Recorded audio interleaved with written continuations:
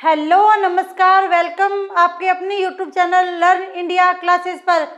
जो मैनेजमेंट के जो फंक्शन होते हैं हम उनके बारे में पढ़ रहे हैं। बिजनेस स्टडीज़ के अंदर मैनेजमेंट के फंक्शन के बारे में पढ़ रहे हैं। तो हमने अपनी पिछली कक्षा में नियोजन के अर्थ, विशेषताएं, उसकी परिभाषा, उसके तत्व, प्रणाली और अन्य कई टॉपिकों के बारे में हमने पिछली कक्षा में पढ़ा था कि नियोजन क्या होता है। किसी उद्देश्य को प्राप्त करने के लिए किसी संस्था के द्वारा या प्रबंधक के द्वारा जो रूपरेखा तैयार की जाती है उसे नियोजन कहते हैं। और नियोजन जो है वो प्रत्येक संस्था के लिए आवश्यक होता है। तो हम अपनी आज की कक्षा में नियोजन के महत्व के बारे में, नियोजन के प्रकार के बारे में और उनकी सीमाओं के बारे में बात करेंगे। तो हमारा आज का टॉपिक है नियोजन के प्रकार। नियोजन कितने प्रकार का होता है? नियोजन के प्रकार। हमारा आज का टॉपिक है नियोजन के प्रकार। नियोजन जो है वह मुख्यतः 3 प्रकार का होता है। नियोजन जो है वह मुख्यतः 3 प्रकार का होता है। सबसे पहले समय अवधि के आधार पर, दूसरा होता है स्तर के आधार पर, जो प्रबंधक के जो स्तर होते हैं उनके आधार पर, और तीसरा है प्रकृति के आधार पर, समय के आधार पर, प्रकृति के आधार पर और प्रबंध के आधार पर। तो सबसे पहले हम पढ़ेंगे समय के आधार पर। समय के आधार पर, समय के आधार पर, समय के आधार पर जो नियोजन जो होता है वह 3 प्रकार का होता है। समय के आधार पर नियोजन 3 प्रकार का होता है। सबसे पहले है दीर्घकालीन नियोजन। वह नियोजन जो लंबी अवधि के लिए किया जाता है, जो कि कम से कम, जिसकी समय अवधि जो है वह कम से कम 5 वर्ष से अधिक होती है, 5 वर्ष से कम नहीं होती है। दीर्घकालीन नियोजन जो होता है उसकी अवधि 5 वर्ष से अधिक होती है। तो समय के आधार पर नियोजन 3 प्रकार का होता है। सबसे पहले है दीर्घकालीन। दीर्घकालीन नियोजन जो होता है वह दीर्घकालीन उद्देश्यों की प्राप्ति करने के लिए बनाया जाता है। इसकी समय अवधि 5 वर्ष से अधिक होती है। और यह जो दीर्घकालीन नियोजन का निर्माण संस्था के उच्च अधिकारियों के द्वारा किया जाता है। दीर्घकालीन नियोजन का निर्माण संस्था के उच्च अधिकारियों के द्वारा किया जाता है। अगला है मध्यकालीन नियोजन। मध्यकालीन नियोजन जो होता है यह 1 वर्ष से अधिक और 5 वर्ष से कम, मध्यकालीन नियोजन जो है वह 1 वर्ष से अधिक और 5 वर्ष से कम अवधि के लिए बनाया जाता है। और मध्यकालीन नियोजन का निर्माण मध्य स्तर के जो अधिकारी और कर्मचारी होते हैं उनके द्वारा बनाया जाता है। और थर्ड है अल्पकालीन नियोजन। अल्पकालीन नियोजन का निर्माण 1 वर्ष से कम अवधि के लिए किया जाता है। अल्पकालीन नियोजन का निर्माण 1 वर्ष से कम अवधि के लिए किया जाता है। और अल्पकालीन नियोजन का निर्माण जो है वह निम्न स्तर के, यानी कि प्रथम श्रेणी के जो कर्मचारी हैं उनके द्वारा ही इसका निर्माण किया जाता है। अल्पकालीन नियोजन का निर्माण निम्न स्तर के कर्मचारियों के द्वारा किया जाता है। तो समय के आधार पर नियोजन 3 प्रकार का होता है। दीर्घकालीन 5 वर्ष से अधिक अवधि के लिए और उच्च अधिकारियों के द्वारा बनाया जाता है। मध्यकालीन नियोजन जो होता है 1 वर्ष से लेकर 5 वर्ष की अवधि के लिए और जो मध्य वर्ग के जो अधिकारी होते हैं उनके द्वारा बनाया जाता है। और अल्पकालीन नियोजन जो है वह 1 वर्ष से कम अवधि के लिए होता है और यह निम्न स्तर के कर्मचारियों के द्वारा बनाया जाता है। यह हो गया समय के आधार पर। दूसरा है प्रकृति के आधार पर। प्रकृति के आधार पर जो नियोजन जो है, प्रकृति के आधार पर नियोजन 5 प्रकार का होता है। सबसे पहले है प्रशासकीय नियोजन। अब इसके नाम से स्पष्ट हो रहा है कि इस नियोजन का निर्माण प्रशासकों के द्वारा किया जाता है। प्रशासकीय नियोजन का निर्माण प्रशासकों के द्वारा किया जाता है और इसमें दीर्घकालीन उद्देश्य जो है उसकी नीति को स्पष्ट किया जाता है। दीर्घकालीन उद्देश्य की नीति को स्पष्ट किया जाता है। दीर्घकालीन उद्देश्य की नीति के लिए उच्च अधिकारियों के द्वारा जो नियोजन किया जाता है उसे प्रशासकीय नियोजन कहते हैं। सेकंड है बहुरचनात्मक नियोजन। बहुरचनात्मक नियोजन जो है वह प्रशासकीय जो नियोजन होता है उसका ही एक प्रकार होता है। बहुरचनात्मक नियोजन जो होता है वह प्रशासकीय नियोजन का ही एक प्रकार होता है और इसके अंदर उस दीर्घकालीन उद्देश्य को प्राप्त करने के लिए कार्य किया जाता है और उस उद्देश्य को प्राप्त किया जाता है। प्रशासकीय में उससे संबंधित नीति बनाई जाती है और वृत्त स्तरीय में उस उद्देश्य को प्राप्त करने के लिए प्रयास किए जाते हैं और उस उद्देश्य को प्राप्त कर लिया जाता है। थर्ड है परिचालन नियोजन। परिचालन नियोजन यानी कि जो दीर्घकालीन उद्देश्य का निर्धारण किया गया है प्रबंधकों के द्वारा, उच्च अधिकारियों के द्वारा, दीर्घकालीन नियोजन का जो निर्माण किया गया है, दीर्घकालीन उद्देश्य का जो निर्माण किया गया है, उसे पूरा करने के लिए दिन प्रतिदिन जो कार्य किए जाते हैं उसकी जो रूपरेखा तैयार की जाती है उसे परिचालन नियोजन कहते हैं। यानी कि दिन प्रतिदिन के कार्य करने के लिए जो नियोजन बनाया जाता है उसे परिचालन नियोजन कहते हैं। नेक्स्ट है क्रियात्मक नियोजन। क्रियात्मक नियोजन से अभिप्राय है कि संस्था में प्रत्येक विभागों पर जो अलग अलग नियोजन किया जाता है उसे क्रियात्मक नियोजन कहते हैं। जैसे विपणन के लिए अलग नियोजन हो गया, उत्पादन के लिए अलग नियोजन हो गया, सेल्स के लिए अलग नियोजन हो गया। तो सभी विभागों के लिए जो अलग अलग नियोजन बनाया जाता है उसे क्रियात्मक नियोजन कहते हैं। और क्रियात्मक नियोजन का निर्माण भी उस विभाग के अधिकारी के द्वारा ही किया जाता है। उस विभाग के अधिकारी के द्वारा ही क्रियात्मक नियोजन का निर्माण किया जाता है। नेक्स्ट है परियोजना नियोजन। परियोजना नियोजन से मतलब है कि दीर्घकालीन उद्देश्य जो निर्धारित किया है उस उद्देश्य के अंदर कोई विशिष्ट उद्देश्य प्राप्त करने के लिए अगर कोई नियोजन बनाया जाता है तो उसे परियोजना नियोजन कहते हैं। किसी उद्देश्य को प्राप्त करने के लिए कोई एक विशिष्ट प्रकार से कोई छोटा सा नियोजन बना लिया जाता है और उसे पूरा करने के बाद वह वहीं पर समाप्त हो जाता है तो उसे विशिष्ट परियोजना नियोजन कहते हैं। ये हो गया प्रकृति के आधार पर नियोजन 5 प्रकार का होता है। प्रशासकीय नियोजन, बहुरचनात्मक नियोजन, परिचालन नियोजन, क्रियात्मक नियोजन और परियोजना नियोजन। इसके बाद है प्रबंध के आधार पर भी नियोजन 3 प्रकार का होता है। प्रबंध के आधार पर नियोजन 3 प्रकार का होता है। सबसे पहले है उच्च स्तरीय नियोजन। उच्च स्तरीय नियोजन मतलब जो कि उच्च अधिकारियों के द्वारा, जिस नियोजन का निर्माण उच्च अधिकारियों के द्वारा किया जाता है उसे उच्च स्तरीय नियोजन कहते हैं। सेकंड है मध्य स्तरीय नियोजन और थर्ड है निम्न स्तरीय नियोजन। उच्च स्तरीय नियोजन, मध्य स्तरीय नियोजन और निम्न स्तरीय नियोजन। उच्च स्तरीय नियोजन जो है इसका निर्माण उच्च अधिकारियों के द्वारा किया जाता है।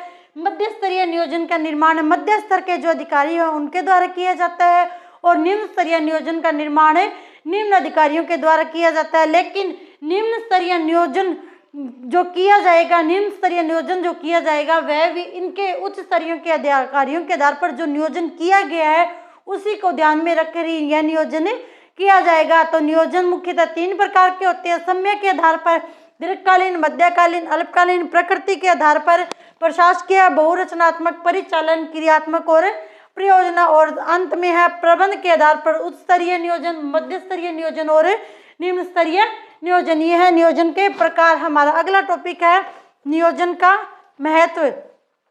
किसी संस्था में नियोजन का क्या महत्व है? नियोजन का निर्माण, उस संस्था में नियोजन का निर्माण क्यों किया जाता है? नियोजन का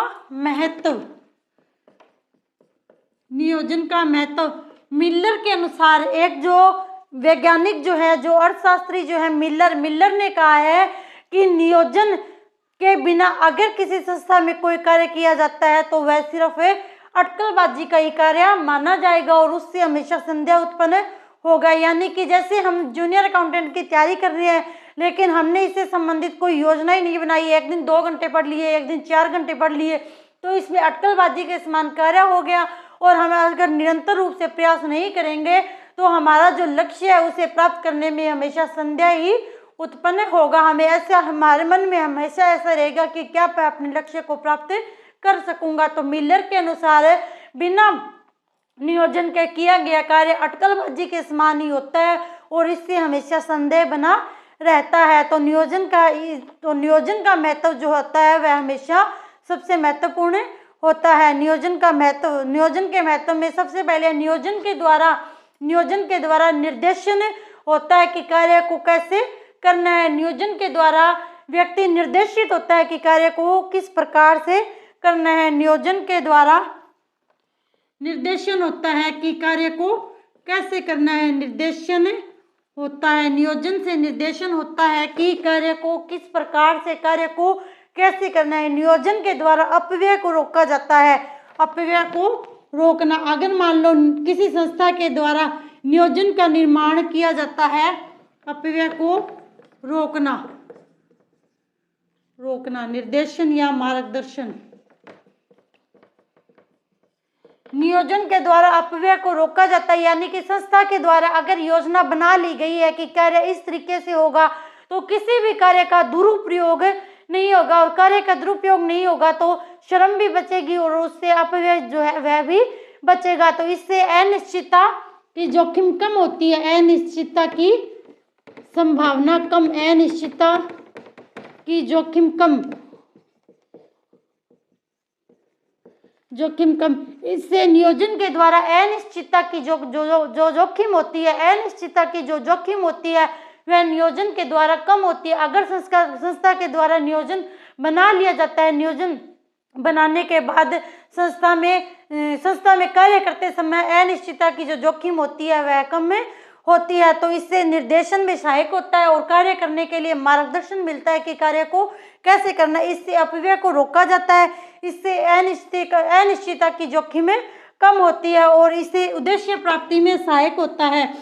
उद्देश्य प्राप्ति में सहायक, नियोजन के द्वारा उद्देश्य को प्राप्त करना आसान हो जाता है, क्योंकि इससे उस उद्देश्य के बारे में सही रूप से कार्य करने के लिए व्यक्ति प्रेरित होता है और यह उचित मार्गदर्शक के रूप में भी कार्य करता है। नियोजन जो है उससे संस्था के उद्देश्य प्राप्ति में सहायक होता है और नियोजन जो है वह अनेक प्रकार की संस्थाओं में मुख्यतः किया जाता है और इससे जो सफलता है वह प्राप्त होने की संभावना बढ़ जाती है। उद्देश्य जो प्राप्त होने की संभावना जो है वह बढ़ जाती है और इससे नियंत्रण भी आसानी से किया जा सकता है। तो नियोजन के द्वारा नियोजन जो है वह नियंत्रण में सहायक होता है, यानी कि संस्था में जब नियोजन का निर्माण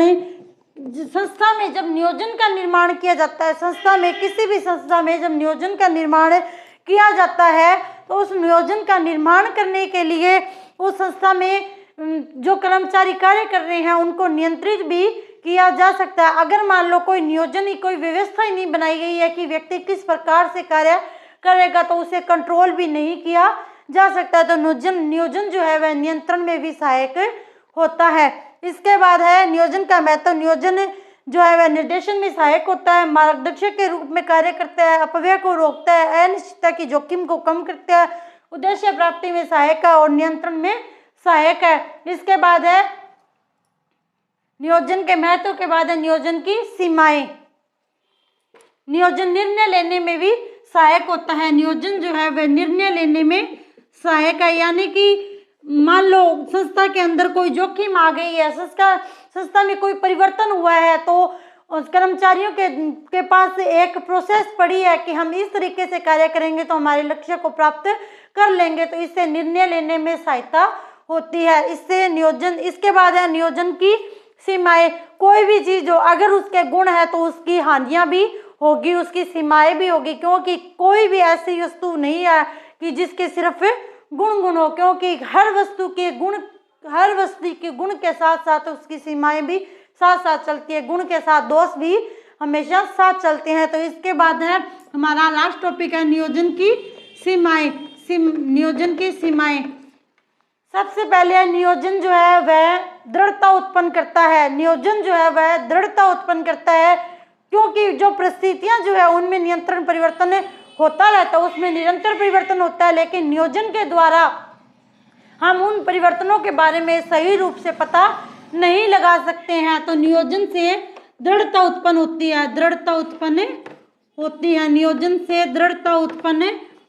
है। सेकंड है नियोजन भविष्यमुखी होता है। तो भविष्य में किस प्रकार की परिस्थितियां उत्पन्न होगी उसका कभी भी सही तरीके से अंदाजा नहीं लगाया जा सकता है। भविष्य में किस प्रकार की परिस्थितियां उत्पन्न होगी उसका सही रूप से अंदाजा नहीं लगाया जा सकता है। इसके बाद है इसमें भावी लागत आती है। भारी लागत नियोजन का निर्माण जो है वह बड़े बड़े विशेषज्ञों के द्वारा करवाया जाता है। एक कंपनी के द्वारा नियोजन का निर्माण बड़े बड़े विशेषज्ञों के द्वारा करवाया जाता है। जब उन विशेषज्ञों से हम नियोजन का निर्माण करवाते हैं तो वह बदले में भारी रकम लेते हैं, यानी कि बहुत सारा धन लेते हैं। तो यह नियोजन जो है, इससे भारी लागत, संस्था को भारी लागत आती है। इसके बाद है समय का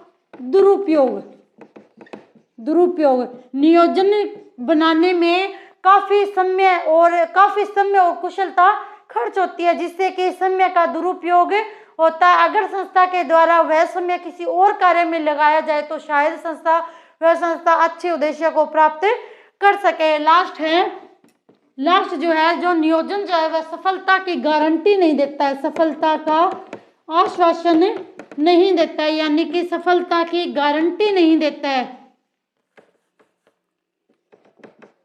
आश्वासन नहीं देता है, सफलता का आश्वासन नहीं है। नियोजन जो है वह सफलता का आश्वासन नहीं देता है कि हमने जो योजना बनाई है वह सही है या नहीं है और हम इस योजना से बहुत बड़ा मुकाम में हासिल कर लेंगे। क्योंकि कई बार जो बड़ी बड़ी कंपनियां होती है जिनके द्वारा नियोजन का निर्माण किया जाता है, बड़ी बड़ी कंपनियों के द्वारा जब नियोजन का निर्माण किया जाता है उसमें विशेषज्ञ भी बहुत बड़े बड़े बुलाई जाती हैं, लेकिन फिर भी वह कंपनियां जो है फ्लॉप हो जाती है, क्योंकि नियोजन जो है वह सफलता का आश्वासन नहीं देता है। तो नियोजन की सीमाएं हैं, यह दृढ़ता उत्पन्न करती है, यह भविष्यमुखी होती है और भविष्य के बारे में कभी भी सही रूप से पता नहीं लगाया जाता है। इसमें भारी लागत आती है क्योंकि विशेषज्ञों के द्वारा इसे बनाया जाता है।